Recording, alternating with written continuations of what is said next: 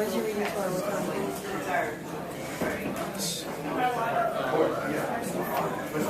What? I'm curious and interested, so, it will consent. Okay, well, thank you all for coming, or in some cases staying. I'm very honored to be part of a sequence that started with Karen Hewler and continued with John Langan. And that's, if you weren't here for his reading, that made sense. And now it's my turn, and then Scott Edelman will be reading in this very spot at 9:30. Well, I'm particularly happy to be doing a reading this year because I got a book. Finally! This is the end of all our exploring stories, to be published next month by Fairwood Press. And it is pretty much what I've been doing for the past 20 years. And for those of you who have any interest in these sorts of procedural things, when I submitted this very complete, full manuscript to Patrick Swinson, and I assumed that in the unlikely event that he took it, he would want to glean from it for the collection. But not only did he take it, but he said, no, we'll do the whole thing. So this is pretty much it. The more prolific among you may sneer, but it took me a while to do this. I'm actually going to start off with something. I've had a request, and I'm going I want to honor here. And some of you may have heard me read the story, but I'm going to read this one, which is very short, and then I'm going to read the title story, which is previously unpublished and which is also very short. And then, depending on what the time is, we'll see what I might add to that. This is called Consider the Services of the Departed. And it has an epigraph. That's how you know it's classic. The epigraph is from the Peter Barnes play Red Noses, and it's a character whose only character name is Third Leper. Says, quote, "Men pay us to haunt houses." And this is actually a stage monologue. At Rise, the speaker, an adult of any age or gender in formal attire on a bare stage, addresses the audience. Consider the services of the departed. For too long we have hung in your imaginations like a molded apple in the back of the refrigerator, like a barely discerned whine in the inner ear, like a drip in the basement that sooner or later will rot your floor and bring you crashing beneath the ground. When you think of us at all, it is not fondly, don't lie. You love those whom you loved when they were here, and you loved their memories still. But you do not love the departed. We frighten you and remind you of your unavoidable fate. But we can do more. Hear us out. Give us a chance. The wise among you have noted the harshest aspect of departing is not the possibility of obliterated consciousness, but the cessation of possibility altogether. The curtain comes down and there is no encore. What you have done, and you will do no more. Hence, your ambition, your monuments, your bucket lists. Your earliest evocations of us involved not hellfire and brimstone, not horns and pitchforks and charbroiled eternity, but shadows and dust. A dread congress of weary gossips encased in what they were and knowing they will not be anything else ever again. Stasis, vacuum. None, you think, do their embrace. But we are here to tell you it doesn't have to be that way. You have beneath your feet an untapped resource of unlimited potential. In the cemeteries you whistle past, certainly, but also in the layers of the world beneath your buildings, the particulate matter suspended in your streams, the dust in the air you can still breathe in and out. You have never hesitated to dig for treasure, solid or liquid. Why turn your back on wealth that you need not labor to acquire? Riches that will present themselves to you. Consider the possibilities. Think of all the things you really don't want to do. Think of your guilt Though you who palm these unpleasant tasks off on the weak and the desperate. Think of your misery, you who are numbered among the weak and desperate. Now think of a world without guilt, without desperation. Would it not be better if we cut your flowers, polished your silver, pushed your infants in their strollers down the clean, sunny streets? Would it not be preferable to make your way through a world in which the jobs to which you have access are by definition not bad? Because the bad jobs, the ones that the desperate do for next to nothing, the departed now do for nothing. Wait a minute, you say. Hold on. Maybe there's an argument to be made for employing the services of the departed. If nothing else, it would certainly cut down on the paperwork. But do we really think that those of you still resident in the actual world could cope fully with having these invisible tasks performed by those who aren't supposed to be visible at all? After all, we're, well, dead. Is that the word you're looking for? We prefer departed, as you know, but let's not stand on ceremony. What's your point? Is it the creep factor? Are you worried by the prospect of some Gothic carnival? Are you unnerved by the image of the skeletal janitor? Appalled by the babe tipped back, blood gushing merrily through its plump new body to receive the bottle from caring, competent hands of gristle and bone? Would you prefer not to hear the squeak outside your office window and look up to see the wraith from your most tormented dreams urgently rubbing clean that one stubborn spot? Well, we could point out that based on pretty much any era of human history you care to reference, anybody can get used to anything. We can make that inarguable point and let it go. But consider this more carefully. Do you not honor us already? Do you not set aside observances, rituals, holidays? Have not some of you seen your own children having so much fun with the main holiday for the departed that you took it from the children and made it your own? Have not others of you refused to ever stop talking to us, witnessing us, factoring our reality into your lives? Breathes there one among you who would not cheerfully crawl down a football field of ground glass if your special departed were waiting in the end zone? Surely our mowing your lawns or driving your taxi cabs would not be such a stretch. All right then, you say. Maybe this can happen. But what, you ask, is in it for us? Why do we offer our services? Why do we want this at all? Were you not paying attention earlier? Shadows, dust, stasis, vacuum, remember all that? We want this so we can have a tomorrow that will be different from today. We want something to do. We are bored. We are bored like you wouldn't believe. So there's no hellfire and brimstone, you ask, perhaps a bit too eagerly. No punishment. And then, upon further reflection, you have to ask, and no reward? Punishment, reward, over eternity, it's all the same. Difference is erased, as some of your more recent scholars might put it. Indeed, permit us to amend our previous statement. Never mind a tomorrow different from today. We want a tomorrow. And if we don't get it, you ask, if the spectacle of the departed is more than you can stand, if you decline politely but firmly our generous offer, what then? Then we will have to think of something else. And next time we will not ask. But it doesn't have to come to that. Think over our offer. Take your time. Time is, after all, yours and not ours. We are not unreasonable. And as you consider our offer, don't forget the thinning of your own bones, the desiccation of your own flesh, the finite number of beats in your own fragile hearts. Give yourselves something to look forward to. Help us to help you. Consider the services of the departed.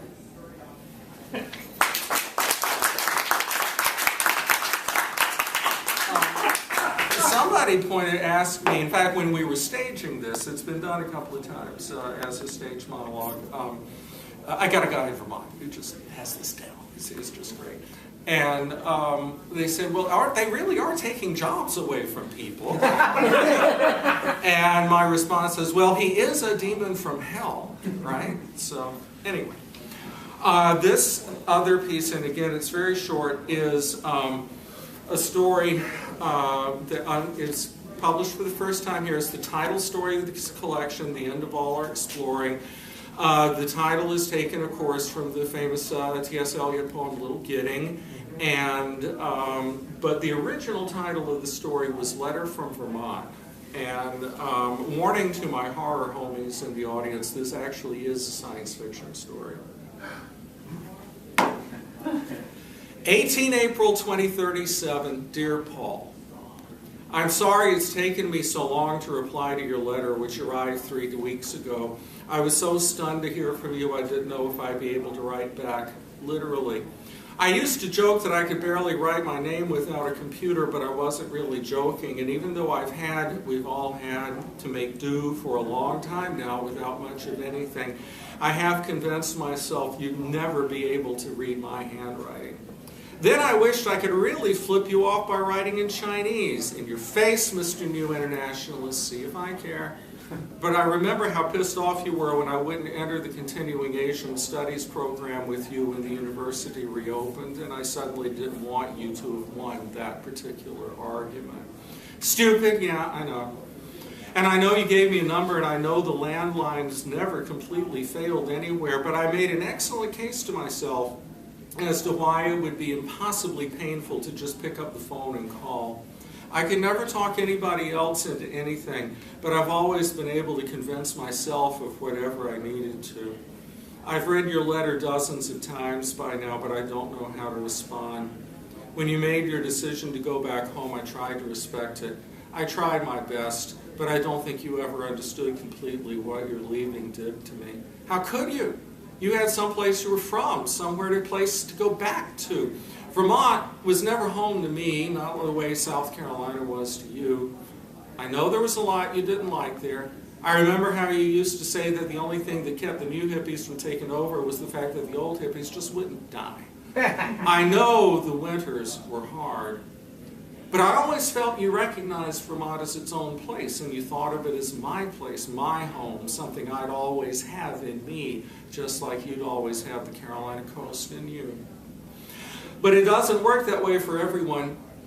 You never understood, did you? You played the expatriate well, I admit. Everyone was charmed by your progressive agenda and southern accent.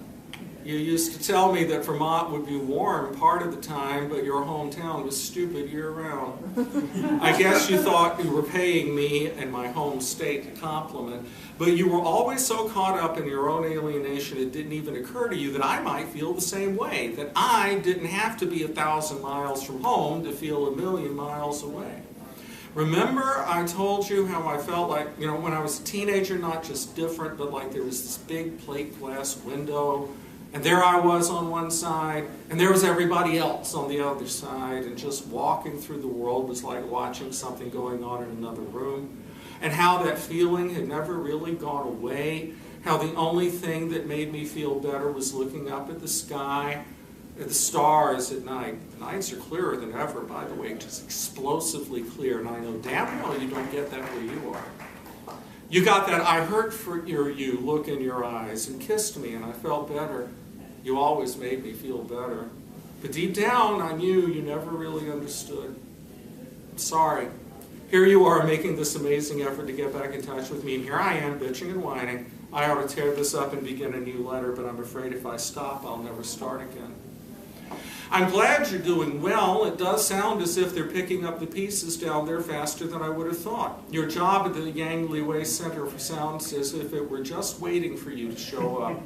I know how you used to say that sooner or later someone would figure out that the Eastern Carolinas were good for something besides tobacco and tourists. I can't believe the program is so far along. A launch every other month. Amazing. The improvements up here aren't quite so dramatic.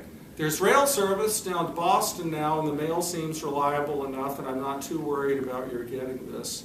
The governor made a big deal last week about the windmills in the Northeast Kingdom being 80% online and a new wood pellet plant opening near Rutland. Things are getting better, I know. But the pit where they buried the plague victims from Northfield is still there by the road that runs behind my parents' house. Every time I walk that road, I can still see the spot. Remember how all the doctors kept saying that the viruses wouldn't hang around a bunch of dead bodies, but people insisted on sterilizing the pits anyway? There are hundreds, there's still hundreds across the state. Nothing will grow at those sites. They're like giant scars that will never, ever heal. Speaking of scars that won't heal, can you believe that I saw one of those old Take Back Vermont signs the other day? It was almost falling off the side of a barn that was almost falling down itself, but it was still there. I couldn't believe that anybody would even remember all that nonsense, much less try to perpetuate it. I remembered Mom talking about how Uncle Charles and his boyfriend had their civil ceremony within days after they passed the original law. They were so scared it would be repealed, and how grateful I was our wedding didn't have to be like that. And then I remembered how I felt when you said you were going home to a place that might still hate us, and there went another 3 days before I could think about picking up this pen. I guess people always need someone to blame. They blame the doctors for preparing for the wrong flu, right? And for not being ready for what the mosquitoes were carrying when the flu ran its course. And the government for not being ready for the mosquitoes in the first place. Yes, I know, why didn't it occur to them to blame themselves for wanting so much stuff we had to boil the planet to get it? Sometimes it's still like you're in the next room. And the scientists for not bothering to mention that if you go a decade or so without any new satellites going up, the old ones just quit working. Yes, I know the scientists told them, they just weren't listening. But sometimes I just can't help blaming China for profiting so from our catastrophe. Now don't get huffy. You know I never bought into that conspiracy crap about them being responsible for the first flu, but mutual prosperity, my ass. Innovation by any other name. And never mind. It's just hard to think about how many wrong turns we took, not just you and me, but everybody. I remember when I was a kid how convinced my parents were that once the Democrats were back in power, everything would be okay. Boy, were they wrong. Mom sends her best, by the way. She always liked you. Did I tell you she married that guy she had just started seeing before you left? I was kind of surprised it took her so long, what with Dad being one of the first to go, but she was never in much of a hurry about anything, I guess. Shang's a decent guy. I was afraid he'd make trouble about my staying on the farm after you went away, but not a word.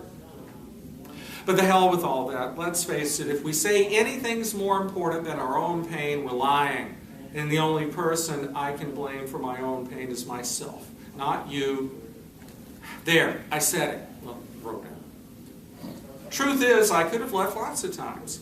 If there was a plate glass window between me and the world, I could have taken a hammer to it and stepped right on through if I'd had the nerve. I just didn't, is all. Of course, if I'd left when I was young enough to make something out of leaving, I'd have never met you, and despite everything, that's the scariest thought of all. But I remember something somebody told me once, your letters making me remember all kinds of things, about this writer, I can't remember his name, who decided to run away from home, basically just leave his wife, and he packed his bags and loaded up the car and drove off. He drove around his neighborhood for almost an hour, and then he pulled back in his driveway, took the luggage out of the car, and went back inside. That's me, Paul. I never could leave. But then you know that, don't you? I know how bad I was that last time we were together. I've had a lot of time to think about that, and I realize now that there were things I didn't understand either. I know now I wouldn't realize what it did to you when you found out your family was gone in the second epidemic. No more jokes about your stupid hometown after that. I remember how when the nets started coming back up, you began checking the local news from Myrtle Beach. You didn't think I noticed, but I did. I should have understood. But no, there I was at the end, screaming and crying that I would not follow you to a place that would hate me, would hate us, and I hope you choked on the sand and salt water you had decided you missed so much, and that the sun over your beloved home gave you cancer. And, oh, Jesus, Paul, I am so sorry. I was amazed to have survived, and I was scared to leave the little bit of safety and comfort I had. I hated you for not understanding that. Maybe you hated me for what I didn't understand. I'm sorry. But now you write, after all this time, to tell me you're going even farther away? You say you never stop caring about me and you want to come see me before you leave? You want me to consider going with you? The night sky gave me comfort because it was impossible. I knew I could get to Europe if I really wanted to, but not Jupiter or Betelgeuse, and that was such a relief. And here you come saying the training program isn't as hard as I might think, that immigration to the colony is doubling every 6 months, that they're ready to accept non-specialists. You expect me to be happy because our Chinese benefactors are letting you go to Mars, and that if I really wanted to, I really could go with you? You'll probably have already left by the time you get this letter. You're probably in Boston by now. There was a pamphlet on the Commons the other day that said the new rail system was proof that the railroads helped the Chinese spread the flu in the first place. Again, like I said, someone to blame. I don't know what I'll say when you get here. I know the world is starting to pull itself back together, and I know you want to be, or at least you're not afraid to be, a part of that. The fact that we never divorced, with the world falling apart in front of us, it felt kind of beside the point, didn't it? Now seems the most significant fact of my life. Will I go with you? If I'm here when you arrive, you'll have your answer. Here I am at the end of my handwritten letter, and every word seems legible to me. Your husband, Martin.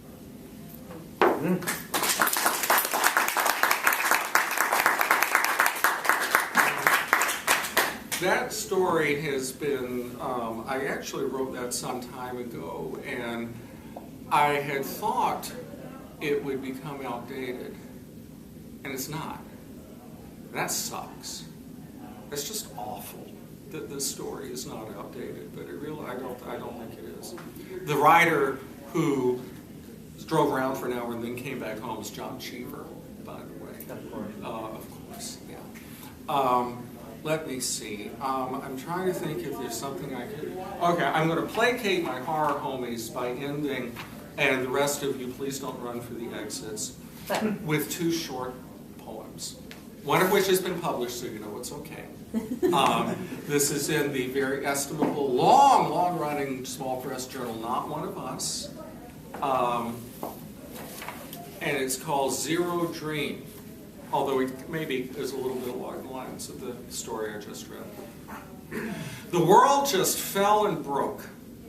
We mostly behaved ourselves. No riots or needless violence. The merchants deserted their stores, but we took only what we needed. We watched the screens go dark. The local reclusive celebrity appeared and lit a bonfire, then rode out of town on a motorcycle. Throughout, a feeling of reset. This all had happened before and would all happen again. Nothing more to do. Curl up and wait for the flash. And in the dream that was the origin of that, the reclusive local celebrity was actually Stephen King. And I thought about saying, Stephen King rode out of town on a motorcycle.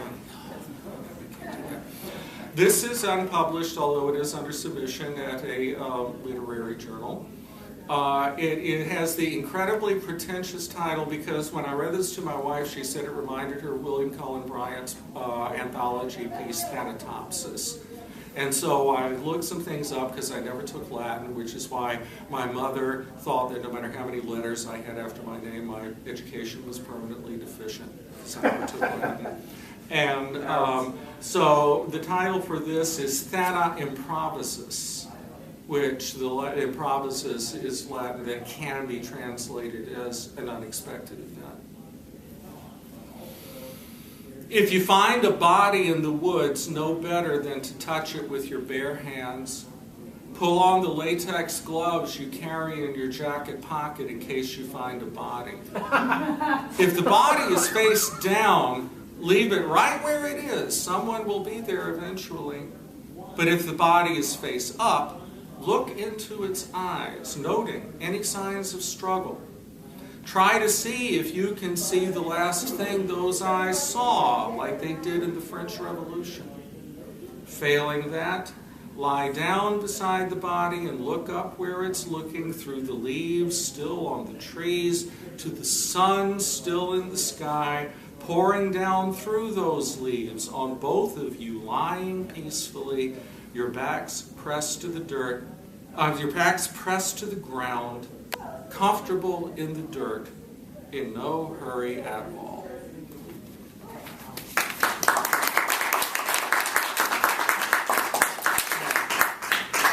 And I started writing poetry again because the fame and fortune of writing short stories was more than I could bear. But I feel you, man. Yeah, I know it's a burden. It's a burden. But anyway, the book, The End of All Our Exploring, will be out next month from Fairwood Press. And it is already available for pre-order at the publisher's website and at Barnes & Noble and at Amazon, and it will be available on ebook through Barnes & Noble and Amazon. And if anybody wants, it's something that made my cousin Joanne very happy, actually was aware of publicity issues and did some postcards that also have some blurb excerpts or at the publisher's website on the back if anyone wants that. Readercon I've been coming to this for years and years and years, and it's always a pleasure to have the chance to read here. Thank you all very much.